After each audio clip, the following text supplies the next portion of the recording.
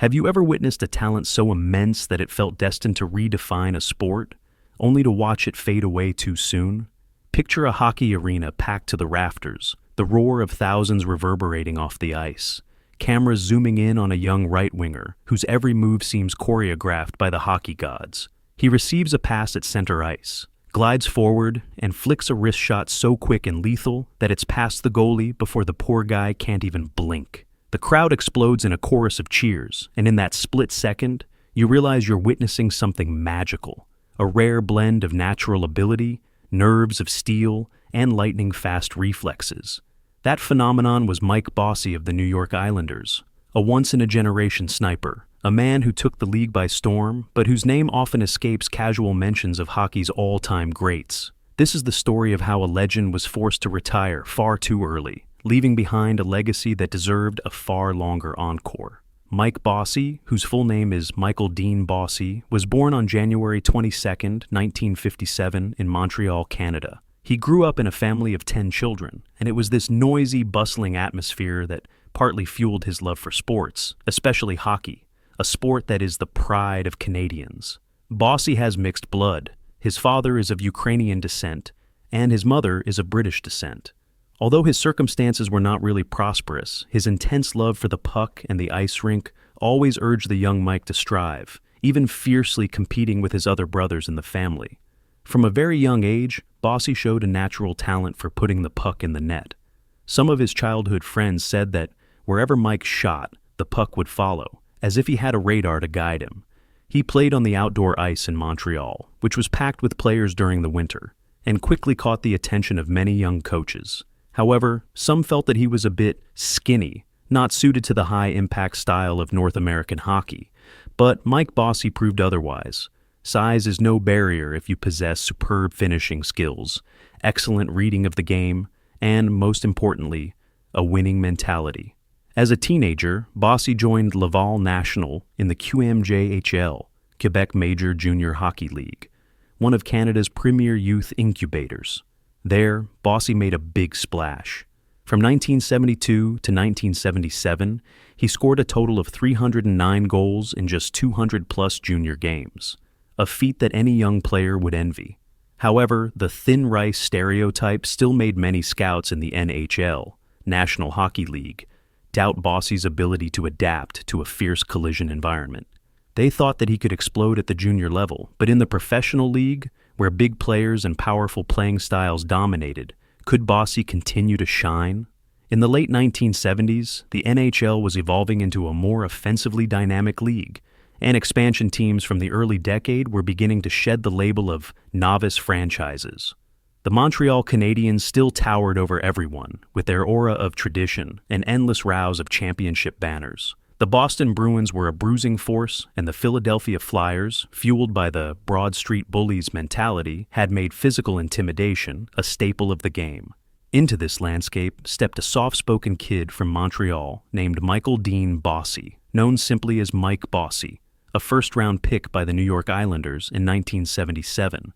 Even though he was drafted 15th overall, some teams had passed on him because they thought he was too finesse, too light, or too one-dimensional. They saw a kid who wasn't known for his physicality and suspected that his scoring prowess might not translate in a league that rewarded grit and punished anyone who couldn't handle the corners. Yet the Islanders, guided by GM Bill Torrey and head coach Al Arbour, saw something else. A pure goal scorer with an uncanny knack for finding seams in a defense and burying pucks in the back of the net. From the moment Bossy stepped onto the island, everything changed. The Islanders already had a core of rising stars: Brian Trottier, Dennis Potvin, Clark Gillies, players who were skilled, tough, and hungry for success. Bossy clicked right away with Trottier, forming a tandem that opposing goaltenders dreaded. In his rookie season, Bossy casually racked up 53 goals, setting a new benchmark for freshman scoring in the NHL. It's a record that still stands out in hockey lore. While many great players would give anything for a single 50-goal season in their entire career, Bossy arrived in the league and did it right off the bat. And it wasn't a one-time phenomenon. Season after season, he kept piling up the goals, surpassing 50 each time for 9 straight seasons. Even Wayne Gretzky, already on his way to rewriting the NHL record books in Edmonton, took note of Bossy's finishing skills. The media hype around Gretzky was enormous. He was the great one, after all. But in terms of pure goal scoring, no one was deadlier in that era than Mike Bossy. Bossy's pathway to the NHL had been shaped by his upbringing in Montreal, where he'd played his junior hockey in the QMJHL, Quebec Major Junior Hockey League. His scoring exploits there were legendary. He once netted an astonishing 309 goals in only 200-something games, drawing the attention of scouts but also sparking concerns that his frail-looking frame would be an issue in the rougher NHL. Those doubts may have contributed to his slipping to 15th in the draft, but the Islanders saw beyond the size questions. Al Arbour was known for building cohesive units where each player's strengths could flourish. The moment Bossy settled in, it was obvious the Islanders had struck gold. There's an often-cited anecdote that when Bossy started training camp, older veterans expected to see a timid new kid. Instead, they saw a lethal scorer who coolly put pucks into every corner of the net, fueling the kind of confidence that can galvanize an entire locker room.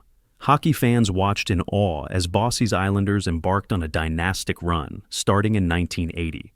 The team won 4 straight Stanley Cups between 1980 and 1983, a feat rarely matched in modern professional sports.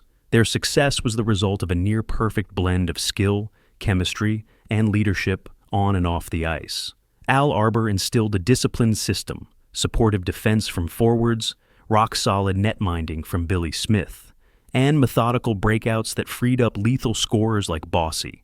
While Potvin captained the ship with his commanding presence, and Trottier supplied a consistent two-way game, it was Bossy who emerged as the Islanders' ultimate game-breaker. In tight matchups, when the opposing defense was clogging the neutral zone and limiting shots on goal, the Islander faithful would wait for that one lightning transition, that one seam pass to Bossy. Before you knew it, the red light was flashing behind the goaltender. Yet, in the swirl of success that defined the Islanders' early 80s reign, there was a looming cloud that nobody could see, not yet. In those days, the physical toll of playing in the NHL was often overlooked or minimized.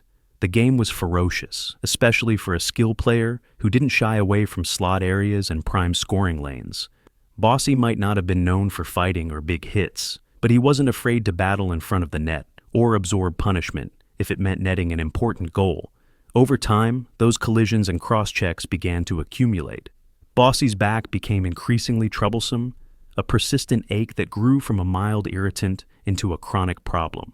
Meanwhile, the Islanders pushed for more championships. They knew they had something special, a rare blend of talent that could put them in the pantheon of the greatest teams in NHL history, right next to the Canadiens of the 1970s, the Edmonton Oilers of the mid-80s, and later, the Pittsburgh Penguins of the early 90s.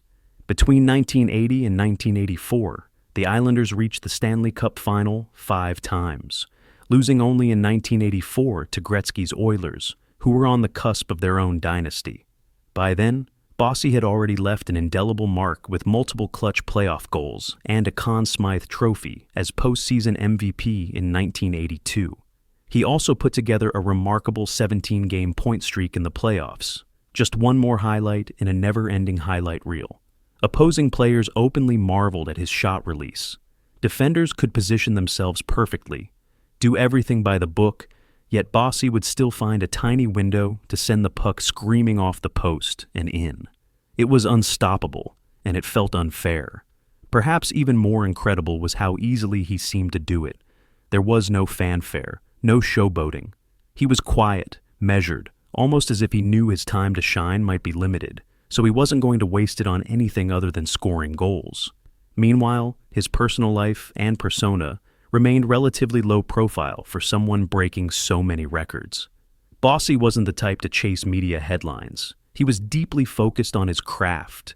Teammates often remarked on how unwavering his confidence was, never allowing a scoring slump or a physical knock to rattle his mental fortitude. His style was an elegant sort of grit. While not a physical enforcer, he understood that the front of the net was where games could be won or lost. So he went there again and again, regardless of bruises or cross-checks. It was that willingness to fight for prime ice that made him such a nightmare to opposing defensemen and goalies. Still, the wear and tear on Bossy's body was becoming undeniable by the mid-'80s. He kept pushing through the pain, determined to maintain his 50 goals a season standard, an achievement he believed was more than just a milestone. It was a testament to his commitment and a gift to the fans who came to watch him. Nevertheless, with each passing year, the back pain intensified. He started missing practices, limited in how deeply he could bend at the waist. The sports world noticed that his usually effortless stride looked slightly labored, but the Islanders initially downplayed any serious concerns. Hockey players of that era were expected to play through bruises, fractures, and pulled muscles. The culture prized resilience, often to a fault. After the Islanders' golden run, culminating in 4 Stanley Cups and numerous playoff appearances, the team began to wane by the mid to late '80s. Younger, faster squads were emerging, and the Islanders' old guard couldn't outrun Father Time forever. Bossy, still in his late 20s, was forced to reevaluate not just his performance, but his entire future in the sport. The pain, once dull and intermittent, was now constant. Some nights, he struggled just to lace up his skates. Teammates and coaches saw him wince as he stepped onto the ice. Yet he rarely complained publicly. The press caught hints of a potential career-threatening condition. But the Islanders kept information guarded. Bossy's on-ice production remained respectable, but he knew the difference. His quick-twitch explosiveness was eroding. Where he once found wide-open lanes, he now relied on cunning and his still deadly shot to keep defenders guessing. Even as he battled injury, Bossy managed to notch his 9th consecutive 50-goal season in 1985. That placed him in an exclusive club, overshadowed only by the hype around Wayne Gretzky's out-of-this-world point totals.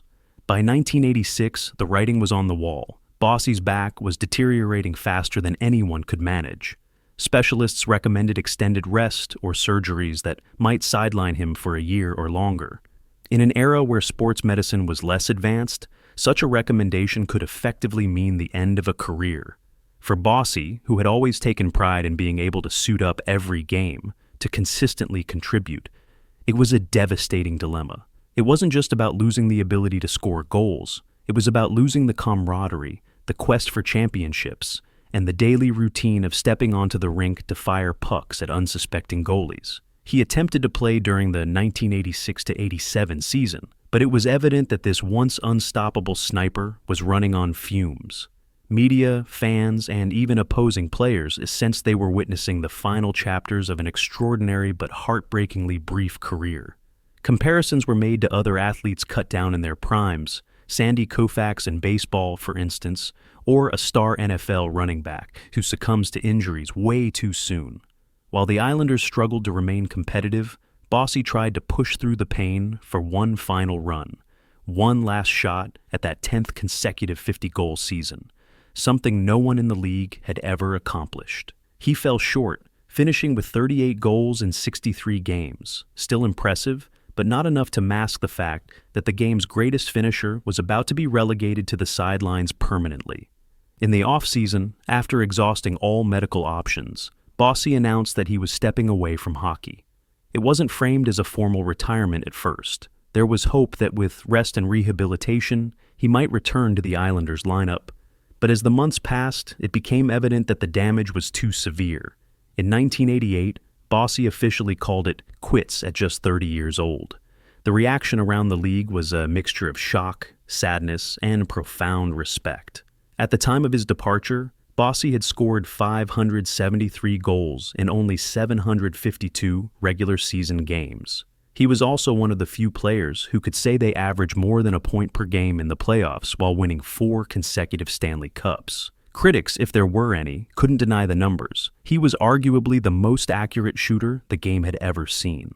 Why then, is Mike Bossy not always the first name that comes to mind when talking about hockey's Mount Rushmore of scorers?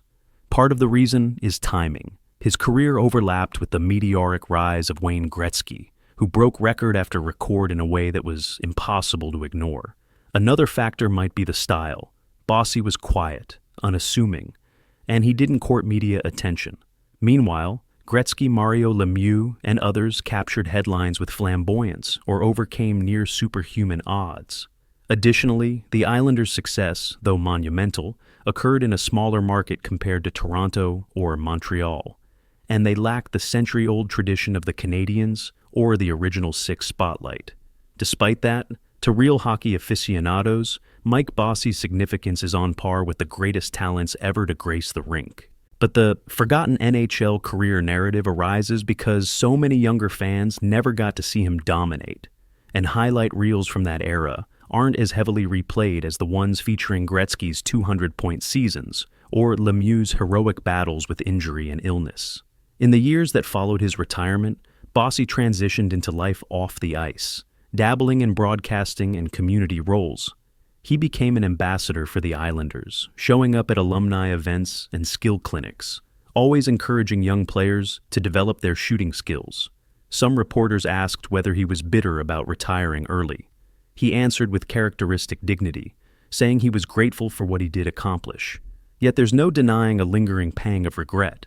Imagine if medical science had been more advanced, if the Islanders staff had recognized the severity of his injury sooner, or if Bossy had the benefit of modern strength and conditioning programs. Perhaps his name would stand above all others in the record books. Instead, fans were left to wonder, what if? For those who lost track of Bossy after the 80s ended, glimpses of his extraordinary achievements re-emerged from time to time. A highlight package shown during an Islanders intermission, a mention in a list of top goal scorers in a Hall of Fame special. Even so, his legacy remained overshadowed until hockey historians, dedicated bloggers, and segments on sports networks began revisiting the Islanders' dynasty in the 2000s and beyond. The more you dig into the numbers, the more you realize how singularly spectacular Bossy was. 9 consecutive 50-goal seasons, 85 career game-winning goals, multiple top 5 finishes in overall scoring. And remember, he did all this in under 800 total NHL games. The stats hint at what might have happened had Bossy been able to play deep into his 30s. No one knows for sure, but it's likely he'd have challenged or surpassed many of the all-time marks for goal scoring. On the other side of the coin, there were debates even among Islanders fans who wondered whether the team was too reliant on Bossy's scoring prowess. Some critics suggested that the supporting cast was overshadowed by Bossy's heroics. But those who were in the locker room or on the bench with him know he was the ultimate team player, as proud of a well-executed defensive shift as he was of a top-shelf goal. He wasn't outspoken in the media, but behind closed doors, he led by example, arriving early for practice, staying late to perfect his shot, and always encouraging younger players to refine their craft. The camaraderie among those dynasty rosters remains strong today, with reunions feeling more like family gatherings than mere formalities. It also invites reflection on how we celebrate or forget athletic legends. If Bossy had played a few more seasons, he might have easily scored 700-plus goals, potentially placing him in an even more rarefied stratum of NHL history. Perhaps that alone would cement his name in daily discussions about the greatest of all time. Instead, the way he left the sport was akin to a brilliant star abruptly winking out, leaving only a dazzling memory. Yet for some, that brevity amplifies the legend, like a piece of fine art that's all the more precious for its rarity. Bossy's departure also served as a reminder for hockey franchises to pay more attention to player health. While the Iron Man mentality was revered, especially in the rugged 1980s NHL, Bossy's struggles signaled a shift toward acknowledging that chronic injuries could end even the brightest careers. Over time, teams would grow more proactive about injury prevention, though it would take decades before comprehensive sports medicine truly caught up with the sport's grueling demands. Mike Bossy was far more than a footnote or a highlight reel cameo. He was a cornerstone of one of the NHL's greatest dynasties, an innovator who showcased scoring talent that bridged the eras between the old guard and the offensive explosions of the 80s and 90s. He stands as an emblem of what can happen when a generational ability runs headlong into the brutal realities of professional sports. In a sense, his is the ultimate what-if story, an enduring piece of hockey folklore that demands rediscovery every few years by those who look beyond the usual pantheon of names. Does Mike Bossy deserve a bigger spotlight in the conversation about hockey's all-time greats? Are we overlooking a legend who, if given better health or modern medical care, might have obliterated scoring records and changed the face of the NHL? If you think so, or if you've got another angle on Bossy's legacy, let us know. Did his untimely exit preserve a kind of mythic purity around his name? A shooting star that left the stage before any trace of decline could tarnish the memory. Share your thoughts, drop a comment, and let's keep this dialogue alive. Because the magic of sports lies in how stories like Bossy's can still inspire us, decades later, to appreciate every fleeting moment of greatness we're lucky enough to witness. And in the end, perhaps that's exactly where Mike Bossy belongs, firmly in the realm of legends, short-lived in their prime, yet eternal in the echoes they leave behind.